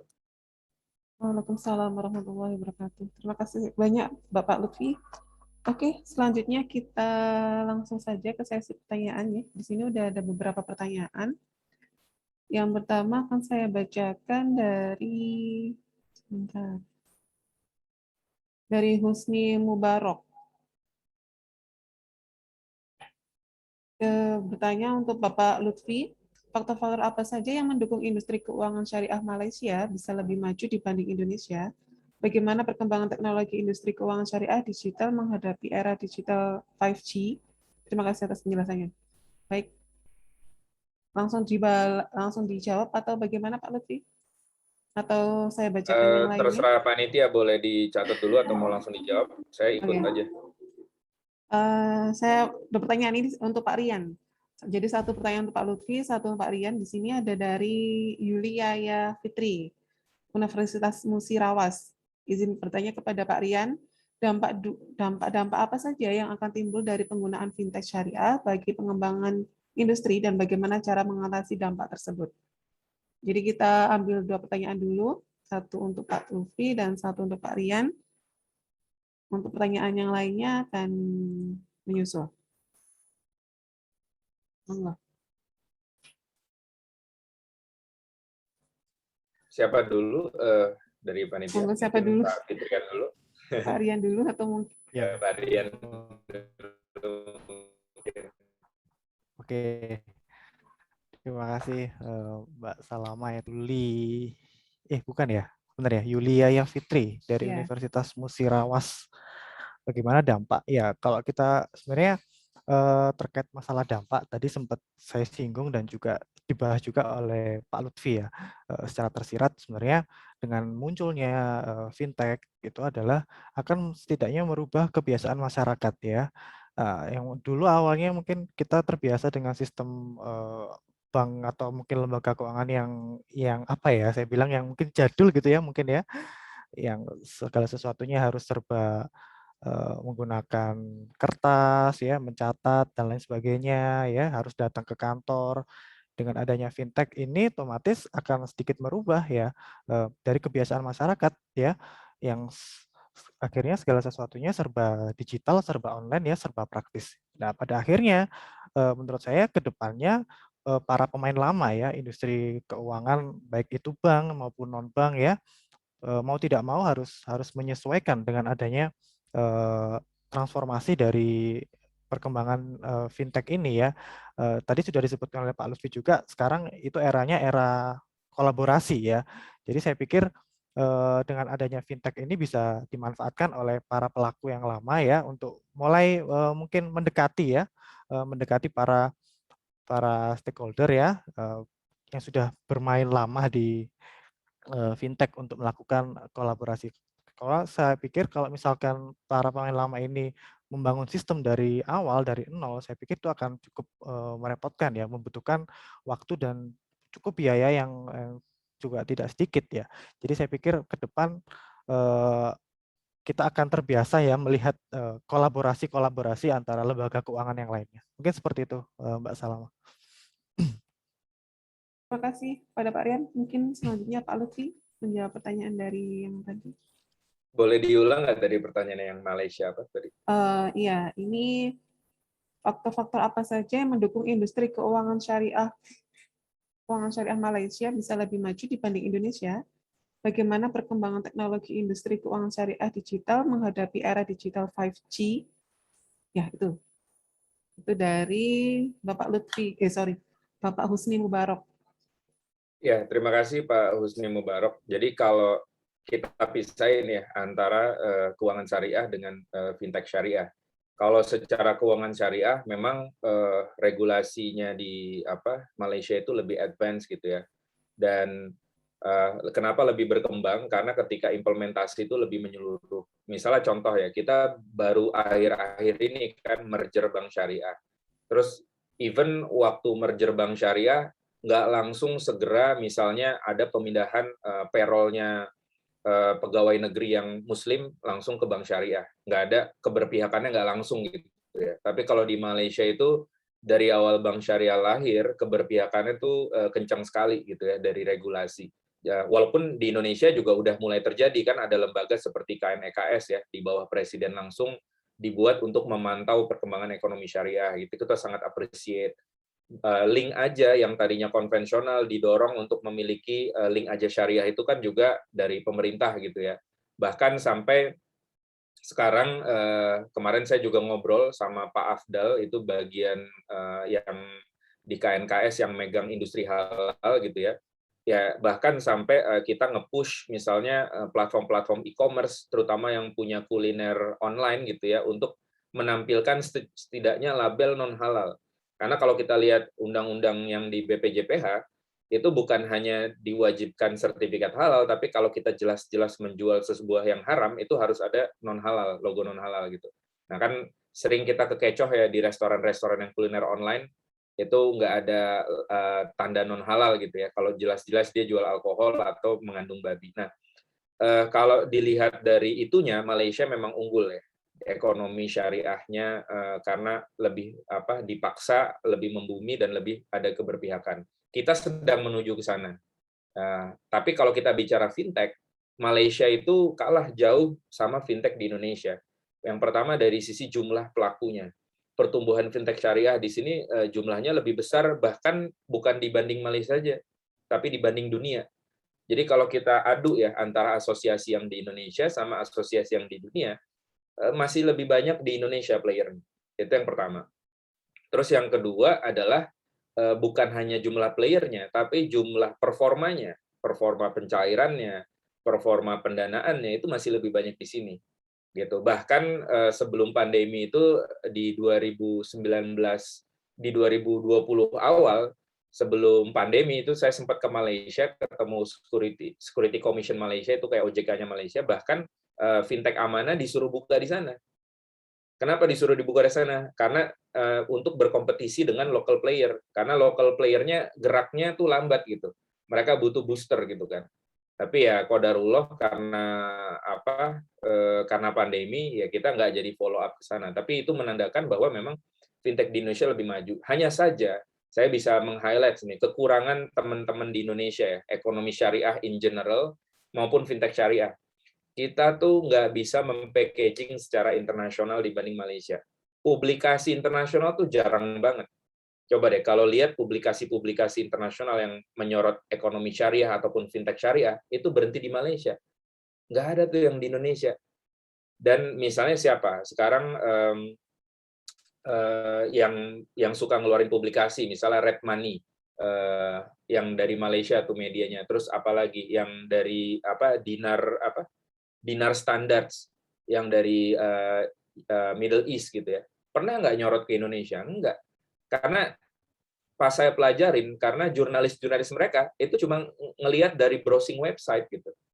Mereka nggak pernah turun ke Indonesia untuk meresearch, ataupun researcher Indonesia nggak pernah mempublikasi lewat mereka.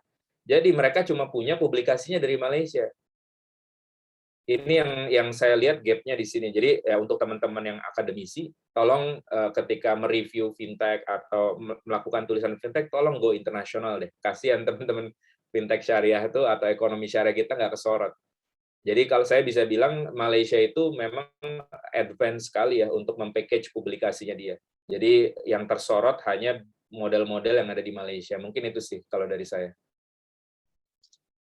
Baik, terima kasih Bapak. Ini ada pertanyaan lagi Pak ternyata. Sebentar tadi. Untuk Pak Lutfi. Fintech di Indonesia dari Rizky Arifandi. Nah, ini fintech di Indonesia berkembang sangat pesat, tapi tidak diimbangi dengan data security masyarakat yang sangat lemah. Contoh paling mudahnya, kita memberikan nomor pribadi, foto KTP, dan KK yang bentuknya banyak sekali fraud, bahkan di fintech-fintech yang terlist di OJK. Nah, pertanyaannya, bagaimana fintech syariah menyiasati hal tersebut? Nah, ini mau ditanggapi Pak, tentang dari Pak Rizky. Makasih banyak Pak Rizky. Jadi ini mungkin saya clarify, ini bukan PR-nya fintech syariah, tapi ini PR-nya seluruh industri startup digital maupun juga pemerintah maupun masyarakat juga harus berkontribusi. Jadi kalau kita bicara era digital, masyarakat tuh literasi teknologinya masih rendah. Dia lupa bahwa ketika berselancar di dunia maya, identitas KTP-nya tuh berubah jadi login dan password. Gitu ya. Jadi ini bukan tanggung jawabnya fintech syariah sendiri, tapi tanggung jawabnya masyarakat juga untuk concern kepada identitasnya dia tuh berubah menjadi identitas digital. Itu yang pertama. Dan ini juga PR-nya government, di mana kalau di negara lain udah ada undang-undang data privasi, kalau kita belum ada. Namun memang dari asosiasi AFPI ya, dari peer-to-peer lending, kita mendorong kok, karena kita juga merasakan bahwa fintech ilegal ini memanfaatkan lobang regulasi yang ada di Indonesia untuk melaksanakan kegiatan ilegalnya gitu. Jadi kita juga udah masukin ke DPR waktu itu numpang lewat Omnibus Law untuk data privasi, terutama fintech. Ini karena kalau nggak ada undang-undang data privasi, sebenarnya kita juga kesulitan untuk menangkap fintech-fintech ilegal. Ini untuk informasi teman-teman ya, ketika misalnya anggota keluarga ada yang terjerat di fintech ilegal. Kenapa fintech ilegal itu susah diberantas? Apa gara-gara emang kita senang banget menjadi ilegal gitu ya industrinya, atau emang ada loophole atau ada lobang yang membuat mereka tuh bisa bertumbuh gitu ya. Sebenarnya karena ada lobang. Jadi saya kasih tahu perbedaan dari kacamata hukum. Kalau kayak perbankan itu kan udah ada undang-undang perbankan. Jadi kalau teman-teman berani-beraninya bikin bank ilegal, itu tanpa ada pengaduan konsumen, bank itu bisa ditangkap, ditutup, dan ditindak oleh polisi.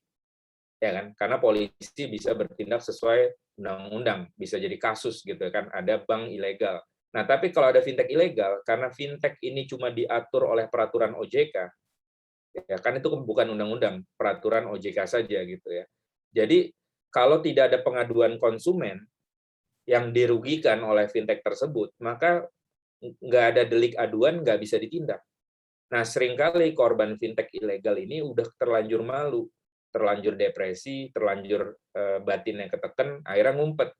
Nah, semakin dia ngumpet, fintech ilegalnya semakin nggak bisa ditindak. Karena polisi perlu delik aduan. Itulah bedanya ketika kita bicara fintech yang belum punya undang-undang. Namun, nanti kalau sudah ada data privasi, setidaknya kita bisa pakai undang-undang data privasi untuk nangkepin fintech-fintech ilegal tanpa nunggu laporan dari korban. Kira-kira kayak gitu ya. Jadi, untuk teman-teman yang misalnya udah terlanjur jadi korban fintech ilegal, jangan malu. Lapor gitu. Bisa lapor ke OJK, bisa lapor ke asosiasi, supaya nanti dilanjutin ke Bareskrim, nanti bisa ada penindakan. Itu sih bedanya ketika kita belum ada undang-undang. Dan ini bukan PR-nya fintech ya, ini PR-nya sejak ada startup digital di Indonesia. Baik itu e-commerce maupun ya kayak ride hailing online ya, kayak online transportation ataupun online booking akomodasi, kan mereka duluan yang punya big data. Bahkan kebocoran data kan mereka duluan, bukan fintech gitu ya. Jadi ini tanggung jawab industri bersama-sama, kira-kira gitu. Tapi juga harus didukung oleh masyarakat. Jangan masyarakat foto KTP NPWP tanpa watermark. Itu standar knowledge kalau di luar negeri. Misalnya kita foto gini nih ya, mau minjem online gitu ya, ke fintech gitu ya, mau mendapatkan pendanaan. Kita kan foto KTP sama NPWP. Pastikan itu ada watermark-nya. Jadi megang kertas ditulis ini pengajuan pembiayaan untuk fintech apa. Foto. Jadi kalau sampai datanya bocor, kita tahu yang ngebocorin siapa. Sistem siapa yang bocor. Mungkin itu sih salah satu basic knowledge-nya ya. Terima kasih. Baik, terima kasih Pak Lutfi. Ini ada pertanyaan juga dari, tadi ada yang langsung japri ke saya. Ini Pak, mungkin Pak Rian sama Pak Lutfi bisa menanggapi ya, apa benefit yang didapat user dari fintech syariah selain surga dari sang pencipta dibanding fintech konven? Ini bagaimana Pak? Jadi menurut Bapak Pak Rian sama Pak Lutfi, selain dapat pahala, kita apa nih benefit lain kita menggunakan fintech syariah? Seperti itu, monggo. Pak Rian dulu, Pak. Ini setengah menjebak kayak pertanyaannya ini ya. Ya, yang pasti dengan kita menggunakan fintech syariah, setidaknya kita sudah menjalankan syariat gitu ya. Kita terhindar yang dari istilahnya bunga ya dan gharar gitu ya. Karena memang sudah ada aturannya gitu ya. Nah, yang kedua terkait kebermanfaatan ya. Jadi kalau saya lihat tadi yang saya meng-highlight apa yang sudah dikatakan Pak Lutfi ya. Jadi Islam itu tidak boleh tertinggal gitu ya. Kita harus mengikuti perkembangan zaman gitu ya. Jadi dengan kita menggunakan fintech syariah, saya pikir kita akan memberikan banyak kebermanfaatan bagi banyak orang gitu ya. Jadi saya pikir sudah poin plusnya sudah cukup banyak ya, sudah kita menghindari riba, kemudian kita bisa memberikan manfaat kepada banyak orang gitu. Apalagi kalau kita bisa memberikan bantuan seperti modal gitu ya bagi UMKM gitu ya. Saya pikir memberikan akses kemudahan seperti itu akan akan selalu diingat oleh orang ya. Bahkan nanti saya dulu pernah dibantu oleh fintech amanah misalkan seperti itu ya. Itu akan selalu diingat gitu ya. Mungkin itu dari saya. Mungkin Pak Lutfi bisa menambahkan sebagai pelaku. Iya, ya tadi lumayan tricky sih pertanyaannya. Jadi apa yang kita dapatkan selain pahala? Mungkin saya jawab dari kacamata saya pribadi kenapa saya melakukan fintech ya. Jadi saya beberapa kali dengar ada quotes ayat yang sama dari beberapa ustadz gitu ya, bahwa kalau nggak salah surat An-Nisa gitu ya. Kalau kita kita mengajak orang melakukan kebaikan dan orang tersebut yang kita ajak melakukan kebaikan, maka kita mendapat pahala yang sama seperti melakukan kebaikan.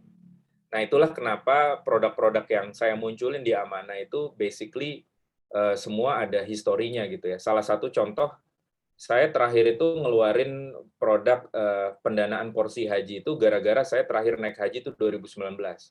Jadi waktu saya naik haji di situ, kebetulan kloternya saya itu, saya melihat banyak yang punya cerita-cerita yang cukup amazing. Mereka beberapa kali berusaha naik haji gagal gitu kan. Sedangkan banyak masyarakat Indonesia nih nggak tahu gitu. semakin kita menunda mendaftar porsi haji reguler, itu sekarang antriannya kalau nggak salah udah hampir 40 tahun deh, gitu kan. Jadi kalau teman-teman di usia muda nih nggak daftar gitu kan, maka berarti hitung aja 40 tahun. Kecuali kalau mau skip 40 tahun itu ya teman-teman harus bayar haji furoda. Haji furoda itu just for your information itu 300 sampai 400 juta per orang.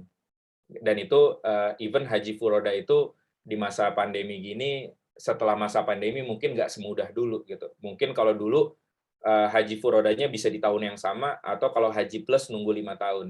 Tapi ya kita bicara yang general, masyarakat Indonesia itu punya kesempatan di haji reguler. Padahal udah disubsidi pemerintah. Kita cukup bayar 25 juta, nunggu antrian, setelah antriannya udah masuk ke kita tinggal lunasin. Jadi 35 juta, jadi lunasinnya cuma 10 juta lagi kan gitu kan. Nah, ini nggak pernah diambil opportunity sama masyarakat. Ketika saya melakukan survei, ternyata ya karena mereka nggak tahu itu boleh dilakukan talangan. Terus mereka lebih memprioritaskan beli motor ketimbang naik haji gitu kan. Padahal motor itu nggak ada di ayat Quran, sedangkan kalau haji ada. Nah, itulah yang membuat saya membuat produk haji. Kenapa? Karena waktu saya buat itu, andaikan gitu ya, ada yang meng-apply talangan haji dan somehow gara-gara talangan itu dia jadi mudah naik haji dan dia naik haji, hopefully pahala hajinya dia jadi pahala saya.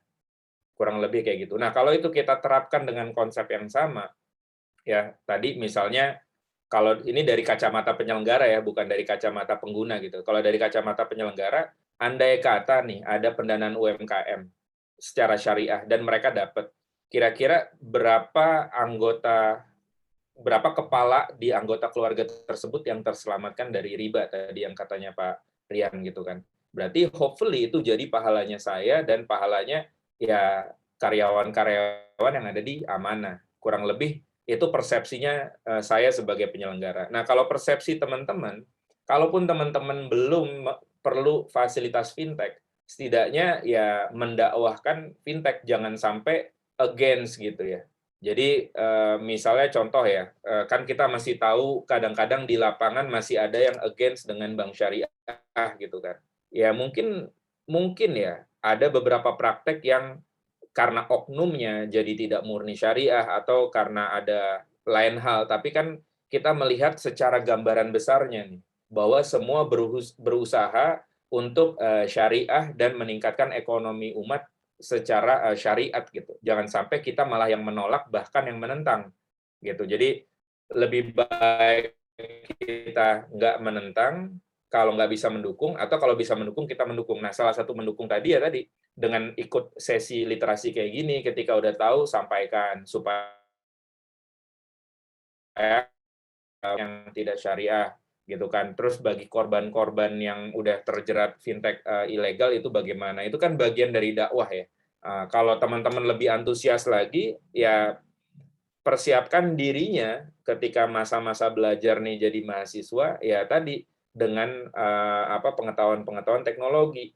Karena pasti zamannya teman-teman nanti nih setelah lulus ya makin era teknologinya makin menguasai ya. Contoh sekarang udah ada bank digital syariah namanya Bank Aladin gitu. Terus kemarin Bank Jago baru resmi tuh punya UUS gitu kan.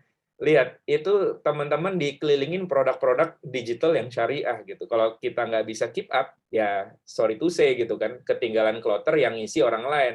Jangan sampai kayak di Tanah Abang yang jualan kain ihram bukan orang muslim kan gitu kan. Yang jualan sajadah pas lebaran di Tanah Abang bukan orang muslim, padahal marketnya market muslim. Kira-kira gitu sih. Terima kasih. Baik, terima kasih Bapak. Sangat gitu ya. Informasinya sangat banyak sekali ini. Baik. Closing statement mungkin ya dari Pak Rian dan Pak Lutfi dari hasil webinar ini, mungkin mau menyampaikan closing statement yang terakhir kali. Mungkin Pak Rian dulu mau closing statement, kemudian nanti Pak Lutfi. Dipersilahkan. Mungkin kayak saya harus mengulang lagi ya. Tadi sebenarnya sudah saya sampaikan sedikit di akhir ya. Jadi sekali lagi perubahan digital itu pasti akan selalu terjadi ya, dan dengan cepat gitu. Tapi kecepatan itu tidak selalu disertai dengan kesempurnaan sebuah sistem ya.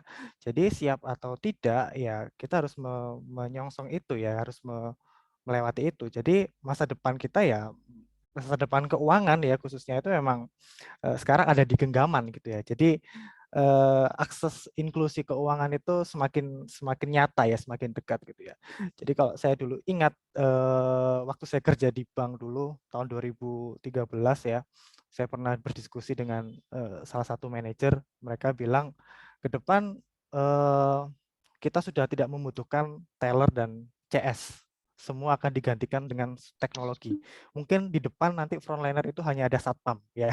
Nah, itu juga salah satu bentuk inovasi ya, teknologi yang mau tidak mau memang harus terjadi. Jadi seperti itu ya, Mbak Salamah. Terima kasih.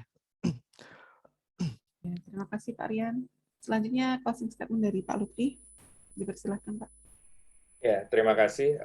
Kalau dari saya, prinsipnya teknologi itu fitrahnya menurut saya adalah sudah syariah gitu ya. Karena teknologi itu dapat mendorong transparansi, itu kan syariah sekali kan. Teknologi dapat mendorong keadilan gitu ya. Perhitungannya udah computerized gitu. Jadi nggak ada 0,001 yang kelewat gitu kan. Terus teknologi itu membuat sesuatu menjadi universal. Universal itu kan rahmatan lil alamin ya. Nilai-nilai syariat juga. Jadi jangan sampai tadi itu teman-teman ketinggalan mengadopsi teknologi. Apalagi saya nambahin yang Pak Rian sampaikan, menurut data IBM, gara-gara pandemi, teknologi itu terjadi percepatan 5 tahun lebih cepat. Teman-teman dipaksa pakai Zoom kan, sebelumnya nggak pakai kan gitu kan. Ya, terus teman-teman dipaksa dirumahkan, dan akhirnya aksesnya YouTube, Netflix, streaming, ya kan, jadi heavy kan kegiatannya terhadap teknologi. Yang tadinya di daerah-daerah nggak concern teknologi, sekarang kalau dia nggak mengadopsi, dia ketinggalan. Jadi 5 tahun lebih cepat adopsi teknologi yang seharusnya 5 tahun lagi.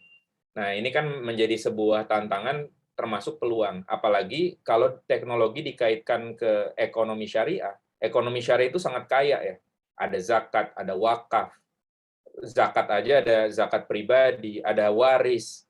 Ini bayangin nih, kalau di fintech kan semua atau diteknologikan semua, peluang tuh masih banyak buat teman-teman. Misalnya menjadi teknologi penghitung waris dan lain-lain lah, masih banyak gitu. Jadi kita butuh kontribusi, terutama yang tadi ya, yang udah disebut Pak Rian, di bonus demografi ini kita butuh pejuang-pejuang syariah yang juga ngerti teknologi gitu. Jangan sampai bonus demografi semua teknologinya impor dari Cina gitu, karena Cina udah 70% masyarakatnya menggunakan Alipay dan sisanya menggunakan WeChat coba. Nanti teknologi ke sini ya kita cuma ngomel doang kan gitu, pelakunya nggak ada. Jangan sampai kayak gitu sih. Mungkin itu aja, sisanya mohon maaf kalau ada kesalahan kata dari saya. Terima kasih, semoga bermanfaat. Assalamualaikum warahmatullahi wabarakatuh.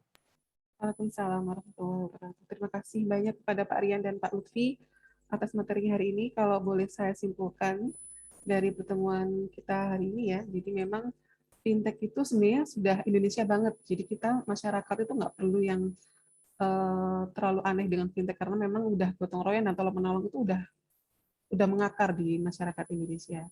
Kemudian, nah ini PR buat kita sebagai para akademisi, memang kita mengakui publikasi fintech di Indonesia itu masih kurang. Jadi kalau kita searching di jurnal gitu, tentang fintech itu masih terbatas dan jadi kita kalau mau membuat itu sebagai bahan skripsi, tesis, maupun disertasi itu sangat kekurangan sumber. Nah, itulah PR kita sebagai akademisi untuk semakin rajin publikasi tentang fintech di Indonesia agar bisa support di bidang keilmuan itu tadi. Baik, demikian untuk hari ini. Sebelumnya, kita close, sebelum saya serahkan ke MC, kita foto dulu ya, alias screen capture dulu. Kepada seluruh peserta diharapkan untuk on screen, jadi kita untuk dokumentasi bersama, kita harapkan untuk bisa on screen. Oke, siap pose. Sudah siap pose ya. Saya capture dulu. 1, 2, 3. Bentar. Untuk yang kedua. Masih berlanjut kan, masih banyak yang belum on screen nih. Ya udah deh. 1, 2, 3. Mohon bersabar, ini karena pesertanya cukup banyak.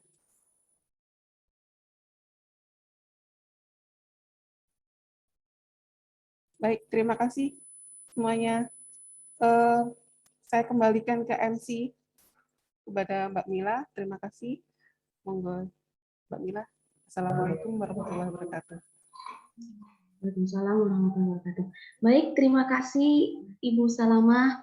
Alhamdulillahirrahmanirrahim. Terima kasih banyak kepada para narasumber dan moderator.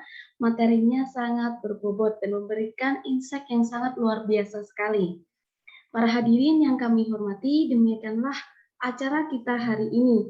Terima kasih untuk para narasumber dan moderator yang sudah memandu dalam acara ini. Saya Afifah Nurmilatina selaku MC undur diri. Mohon maaf jika ada salah-salah kata dan semoga kita selalu dalam kondisi sehat dan selalu dalam lindungannya. Amin. Kita tutup dengan hamdalah. Alhamdulillahirrahmanirrahim. Dan doa kafaratul majlis. Subhanakallahumma wa bihamdika asyhadu an la ilaha illa anta astaghfiruka wa atubu ilaik. Wassalamualaikum warahmatullahi wabarakatuh. Waalaikumsalam warahmatullahi wabarakatuh. Terima kasih Mbak Mila. Selamat. Waalaikumsalam. Terima kasih Pak Terima Lutfi. kasih semuanya. Terima kasih, sehat-sehat semuanya. Amin. Terima kasih. Waalaikumsalam. Ini boleh nggak video profil Prodi? Boleh. Terima kasih semuanya.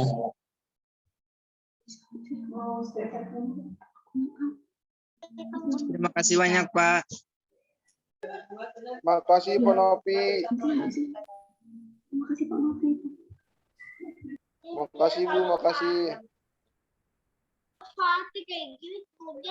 Kepada seluruh peserta kami ingatkan untuk jangan lupa mengisi absensi ya untuk kebutuhan sertifikat nanti. Terima kasih.